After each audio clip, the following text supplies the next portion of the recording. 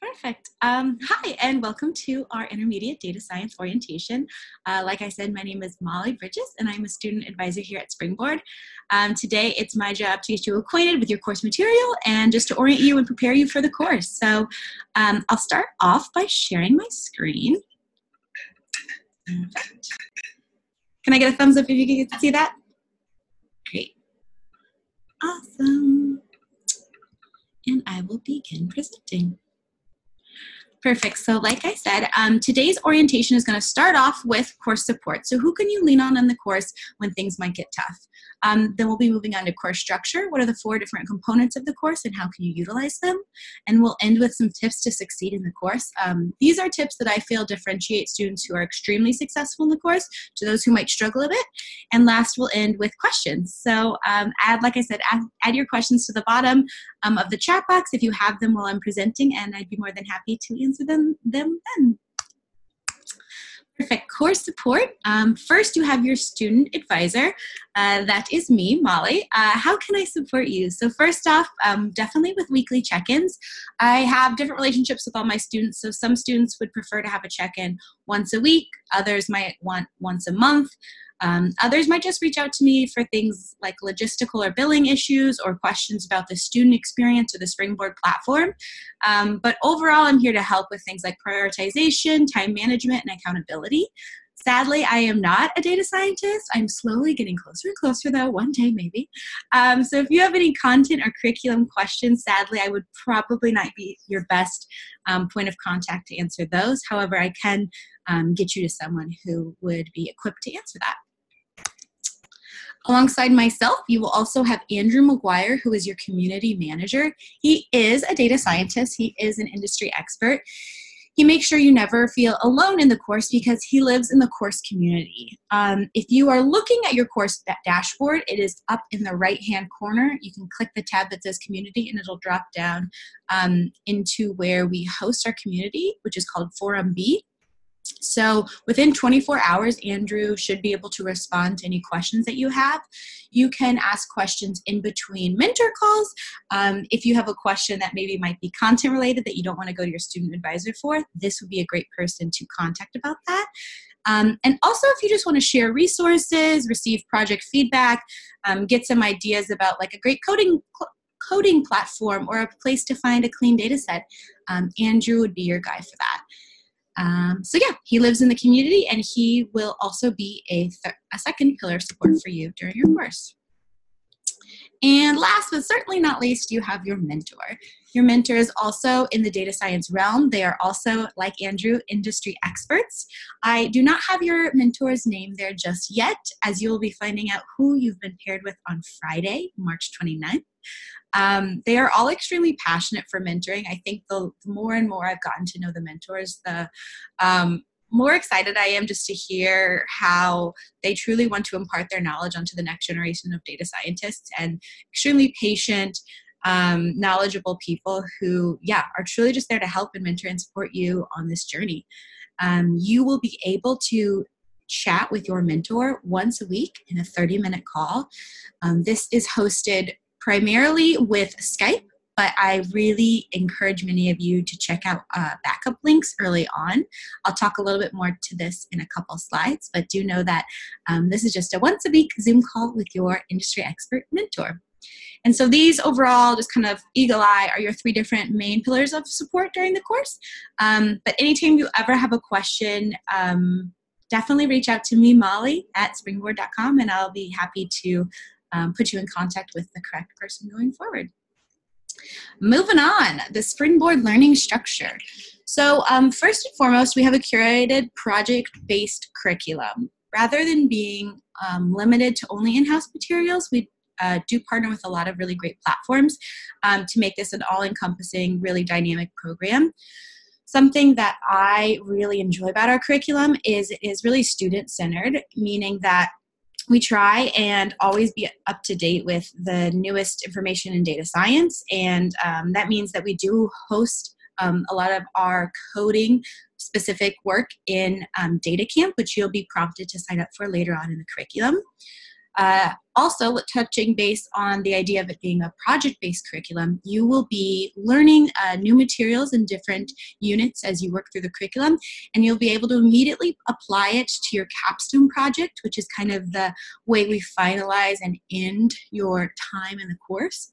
This capstone project will be a great thing for you to bring to possibly job interviews. If you are currently in the workforce and you want to, upskill, this is again something that will really showcase your knowledge and what you've learned throughout the course. So as you work through the different units, you'll just notice that it will really sequentially work into your capstone project, and hopefully will be a really natural process in helping you finalize that and help you end the course. Our second component of the learning structure is your mentor call. As I spoke to on the last slide, you'll have a once a week 30-minute call with your mentor. This is a really valuable time that I think our students are and should continue to be making the most out of. This is just a great time to ask your mentor questions about, what it's like to be in data science. If you don't have a content-specific question, I really encourage you to just utilize that time to the best of your ability. So pick their brain a little bit, ask them how they would do a different situation. I know during our office hours, I'm able to speak to a lot of our mentors, and their knowledge is just so vast. So really utilize that precious time with your mentor. I'll speak a little bit to backup links now as well. So in your first call, you will be obviously talking to your mentor about, your goals for the course, what you're looking forward to, what your expectations are. But I also encourage you to set up backup links. So if you don't prefer Skype and you would rather use Zoom for your video chat, definitely get their information there. Or if you feel comfortable sharing your email address and your phone number, just so that you're always able to be in contact with your mentor. So if inevitably you'll have to reschedule the call, or if someone's on vacation, you can still utilize that time and definitely get the most out of the course and the most out of your mentorship. Our third component is our online community. This is something that I am extremely passionate about. This is a great way to get to know those who are in the course with you. I think sometimes online learning can be a bit daunting, and I think the more that we engage in our community and get to know the peers that you're going into the course with, the better. And so instead of, having this isolated experience, I would really encourage many of you to reach out, say, hey, get to know those who are in your community. The online community has people who have graduated the course, so our alumni still live in the online community. Andrew, who is our community manager, who I spoke to in the slide before, he manages this. And then also students who are in different cohorts than you might be. So you'll find students who started in January and they're looking at finishing their course now, or students who started in November or February. So really encourage you to reach out and say, hey, and keep an eye out for this. We'll be posting upcoming events, resources, and just information that you'll need to know going forward. And last, certainly not least, we have our office hour videos. Our office hours will be Thursday at 4 p.m. Pacific Standard Time. This is at the same time, same place every week. It's co-hosted by two of our mentors. So his name is Ram, and Mohammed is the second one. They're really great, hilarious, funny, bright mentors who host the office hours alongside myself and another student advisor, Catherine. And this is just such a unique component of our learning structure that I really like, because not only do we talk about things like capstone projects and just sharing out different capstone projects from alumni, but we also talk about interview tips and tricks, what to expect in a job interview, resume help, and a lot of the times we bring in other data scientists in our local SF area. So definitely tune in, ask questions. If you have any ideas for office hours, we really are catering these for our students. So definitely reach out to me if you'd like to see something that we're not doing. And I would love to add it in, because this is just such a useful time. And it's, in my opinion, just an easy out extra 30 minutes to an hour of that mentorship in that community building. So again, kind of zooming out, the 4 different components of our learning structure and why they're valuable and how you can use them. Cool.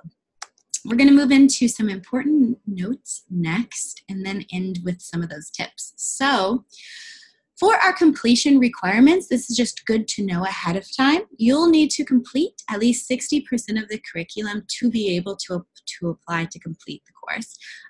Why do we do this? Well, first off, a lot of the times students who might have already been in our data science vertical, for example, the introduction course, might have completed some of the different activities in data camp, but we don't want you guys to do it again, basically.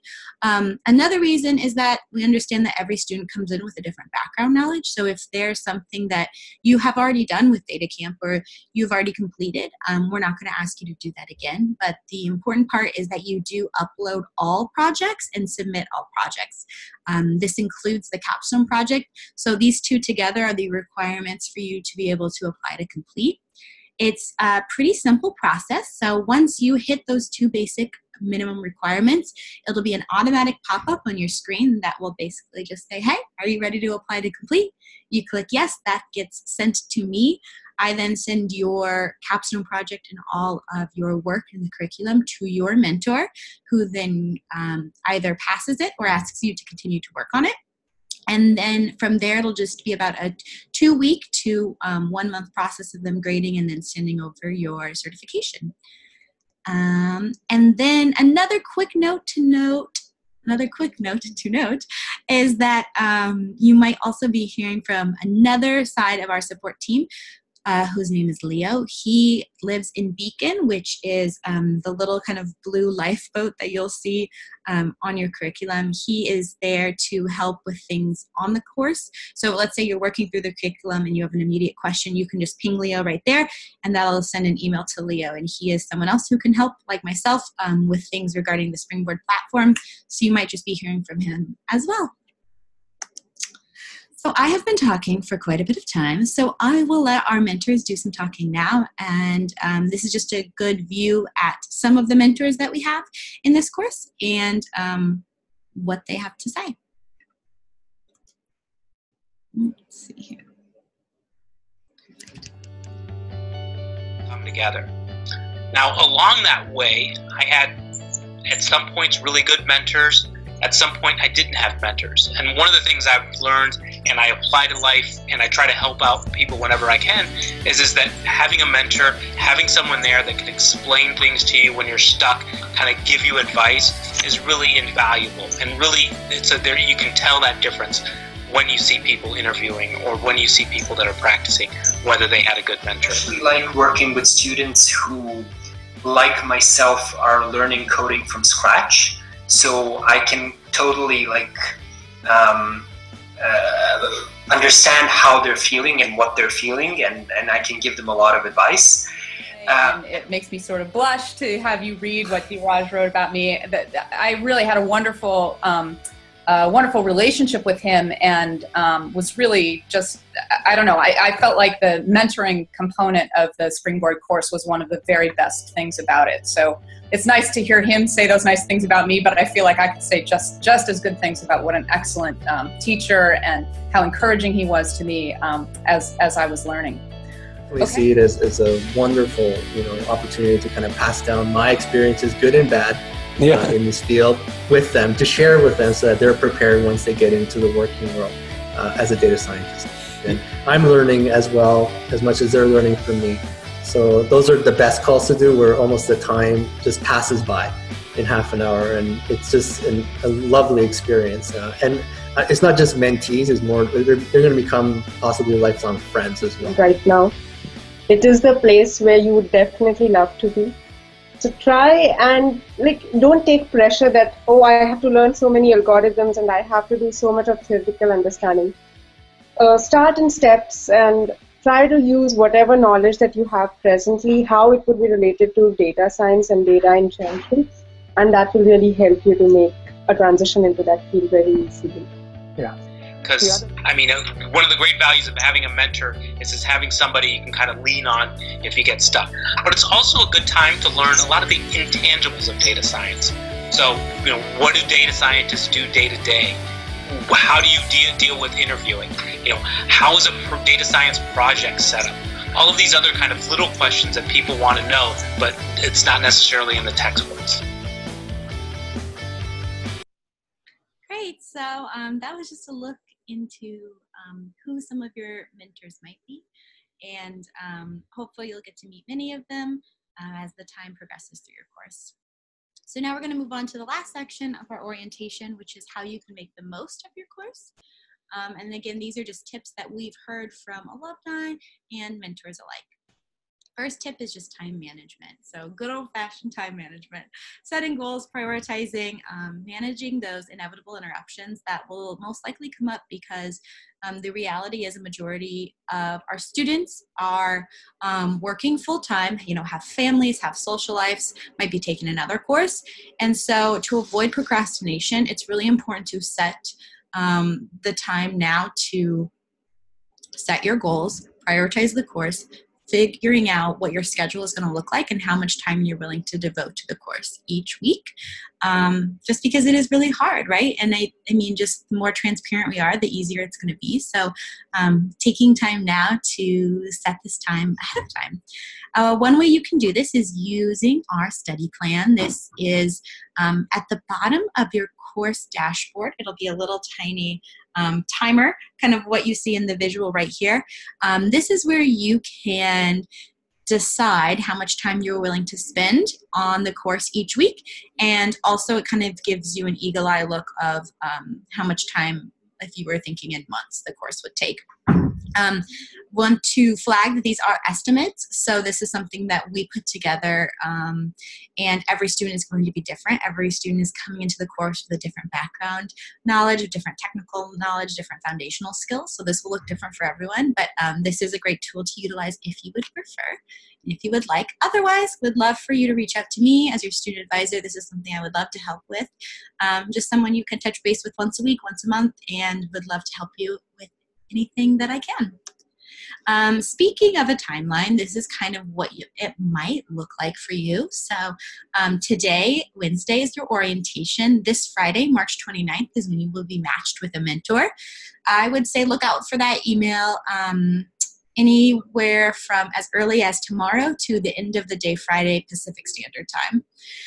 On April 1st is your official course start date. From there, you have about a 3 to 4 month timeline, depending on, again, how long you would like to take each week in the course or what your background knowledge is. But start planning to look as though you'll finish the course in August. Second tip is develop your mentor relationships. So what does that mean? First off, I think it just means treating your mentor as you would want to be treated. Something that I really like to tell students is to manage expectations ahead of time. So reach out to your mentor and tell them, this is my learning style, if you know it, or this is how I like to learn, or this is how I like to communicate. These are my expectations for our mentorship. Is this something that I can expect, or what is your bandwidth like? What's your timeline like? I think just being as transparent and open as you can will really set you with the right foot going forward with your mentorship. So if you're saying, you know what, I need a lot of scaffolding here, I need a little bit of hand-holding in the beginning, I don't have that technical background, let your mentor know that. Or if you're saying, you know what, I have been a software engineer for the last 5 years and I'm just using this course to brush up on some skills, again, the more communication, the better, I think. In your first call with your mentor, which will happen sometime next week, depending on when you have your first call, I would really urge many of you to touch base with your mentor about your background and their background. Getting to know them is just as important as them getting to know you. I think that will better help you understand where your mentor is coming from and see how they can help you going forward. Another thing you should touch base on is your goals for the course and your preferred course pace. And then from there, like I said, I've said this time and time again, backup links. And we did add a little image to the bottom of the screen that will show what your mentor call tab will look like. This is where you can have your call each week. It tells you what time it's going to be, when's it going to be, and it allows you to set an agenda for your mentor. This agenda lets your mentor know what you're planning on talking about so they can better prepare for the call. If you don't have an agenda, or if you just want to chat, definitely let them know too. Say, hey, would love to know about your interview process. Would you mind sharing that with me? Or would love to practice storytelling. Could you assist me in, going over that in today's call? Whatever it is, just let them know. And you are also able to add stars to the end of a call. So this relays that information to me, your student advisor. So if you have a great call, 5 out of 5 stars, I get to know that. And I'm like, yes, I matched you perfectly. This is great. Or if you're saying, hey, 2 out of 5 stars this week, our schedules didn't align, or we had a really bad time with Zoom and wondered if you could help us with that, then again, I am getting all that information so I can better help you going forward. Third tip is engage in the community. Like I said, I'm a big advocate for utilizing the community as much as you can. Ask questions. Odds are many people will have the same, if not a similar question as you have. So don't be afraid to ask a question. It'll just help you learn better and in a quicker way. Create and join study groups if you find students who are in your area. Specifically, if you are near San Francisco or New York City, we are going to be launching in-person events. You should be getting an email about that within the coming days, but we really encourage many of you to get to know those in your local area as well. It can help to just join study groups or just say, hey, anyone else want to work on this Kaggle competition? Let's meet up. If you don't feel like that, don't worry. There's other ways that you can engage offline, which is just through our community and during office hours. And again, here I just have a note to attend office hours if you have the time, but if you do not, we do record them similar to this orientation, and we post them in the community every week. Okay, so I feel like I've been talking way too much. You probably are all ready to mute me and ask questions, but what happens next? Make sure you reach out to your mentor once you get their information. Finish your getting started section of your curriculum before the first day of the course, and just know that your 7-day refund period will end Monday, April 8th. Other than that, I will stop sharing my screen and will allow you guys to unmute yourselves and ask any questions that you might have. Thanks so much for listening. Cool. Sebastian, I see you have a couple questions. Would you like to ask those aloud? Yeah, sure. I was wondering about the online community. Are they separated by courses, or do we have sort of a combined community where we talk to the guys that participate in the UX design course and other like the career tracks, etc.? Totally, great question. We are currently having our community separated by courses. We do this just so that we can keep the conversation in the realm that you're working in. However, if this is something that you might be interested in, I'd love to look a little bit more into this and see if there's a way that we could bridge many of the communities together. I'm not sure where you're currently located, but in the fall, we have been having an event called Rise, where we get a large portion of our community together in San Francisco. And this is where we kind of mix courses, and we have students from our UX vertical and our data science vertical. So we do have one event where we do that, but if we have people wanting to mingle a little bit more, I'd love to chat more about that offline.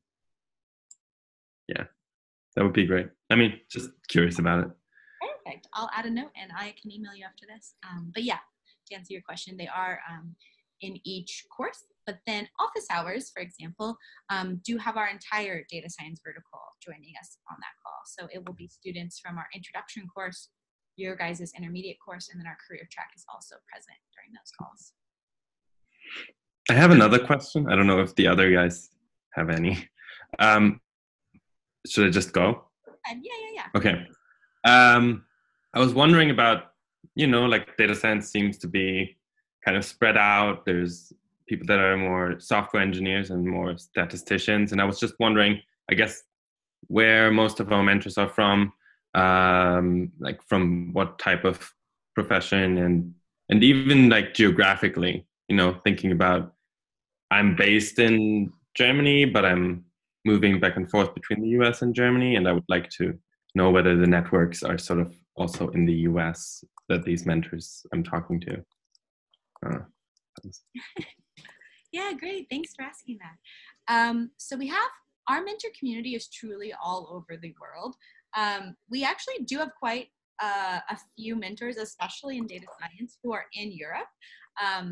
Surgeon, who is one of the mentors who was on that video chat that I recorded, lives in, I need to remember the exact country, but I know he is based in Europe. And we always try to align time zones. So If that's something that you're worried about, don't worry, we will always work with your availability.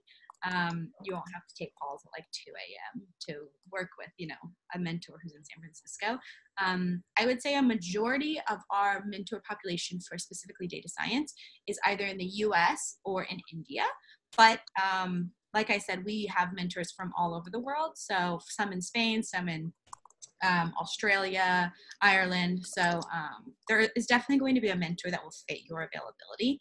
And that's why we kind of have you put a range of availabilities in your call times, just so we can make sure that you'll never have to go out really outside of your time crunch. But then your second question about their background, again, it really varies. The best way I can explain it is it's similar to the students that we have in the course, right? So the other day I was talking to a student who had a background as being a teacher. And so everyone is coming into the course with a completely different background, and our mentors are very similar. They all are in the data science realm. Some of them came from, a business analytics background. Others came from software engineering or AI, machine learning. And so I think no matter what their background is, they're bringing a unique, knowledge and different types of foundational skills to your mentorship. So when I am matching mentees and mentors, I also look at their backgrounds. So I can't promise that, they'll be a perfect match for you. Maybe one day I'll work for Match.com and I can make those perfect matches. But for now, I just do my best at first time zones and availability. And then after that, I kind of look into your background. So if I know that you specifically were like, oh, healthcare, I'm really interested in healthcare, I might try and find a mentor who has that background, or finance or whatever it might be. But, due to our limited capacity and their time, it'll definitely depend case by case, but that is something that I look into when I'm matching. Thank you. Yeah, great questions. Curious if we can get a sneak peek at so someone in the chat box recently has just said, I believe it's Shariab. She said she had to leave the call, but she wanted to know if she could get a sneak peek into the curriculum. She might have missed the getting starting section, and she said, is this something we already have access to? Yes, you should already have access to all of the main parts of the curriculum. You get access to it 2 weeks before the course starts. The getting started section is basically just setting up your profile. It's pretty simple and self-explanatory. It'll just prompt you to fill out your profile, like similar to what you just said, Sebastian, your availability, your background, where you went to school, what are you looking for in the course. This is solely so that when I am matching, I can know who you are as a person and I'm not just blindly putting people together. But you should have access to the curriculum now. So if anyone does not, feel free to email me and I can help you get that set up. Karen, I think you're muted. Did you have any questions that I could answer for you? And I just have one. I was looking through here. I was trying to find it, but in the week 1 curriculum, there was something in here about a connection with Data Camp, and it said that there's like we have some codes that we go to Data Camp, we get some of that stuff for free. Do we get that on the first day of the class, or do we already have that? Great question. Yeah. So we do partner with Data Camp, so you will not have to pay for a thing. This is a free partnership, but it goes month by month. So what'll happen is when you hit that part of the curriculum, so I think, like you said, maybe chapter 1, unit 1, whatever it is. Yeah, it's like in 1 point, I don't know, it's in like the introduction part. Perfect. Yeah. It's early. That link that it will show in the curriculum will automatically prompt you to log in there. I can look this up now, but I can also send it to you as an email. In the getting started section, we do have a place where you will go and any type of platform that we use that you might need to log in for, we tell you how to do it. Cool. For our specific intermediate course, there is a group that you'll need to join. My coworker, Leo, who I mentioned in the slides, is the one who adds students to Data Camp groups. So what will happen is I believe that on the first day, this is something that I can double check on you. I can double check for and get back to you with. Leo is the one who adds all the students in our cohort into that group, and I think it should be an automatic prompt, which once you're ready to log in, it'll just let you go in with your specific username and password that you use in the course. but you won't have to be paying for Data Camp when you use it. Okay. And if you have any questions, like I said, here, I'll add my email to this too. But it's just super simple, molly@springboard.com, and then we can get all of that sorted for you. But it should be automatic. All right. That was the only question I had. Okay.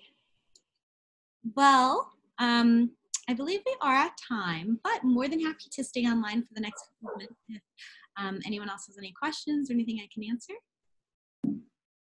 I'm good.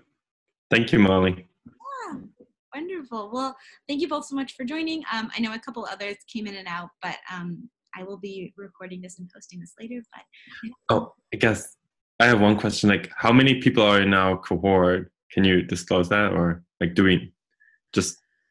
I'm not sure how many people I'm talking to in the community or something. So it would be really good to know how many are sort of start with us. Yeah. So in the community, it will be students from, all different cohorts. So it could be a larger group than what's currently in your cohort. I believe right now you have 15 in your current course who are in this cohort starting on April 1st. However, over the course of, however many months students are in the course for, that's how many students live in the community. And also, once you're an alumni, you will always have access to our content, curriculum, and community. So a lot of the times we'll have students who have graduated a couple months ago say, hey, I really want to go back and check on this unit because it was really useful, or I just might want to post this resource to the community. So it could be more than 15 people at a time, but in your current cohort for April, it should be about 15 people.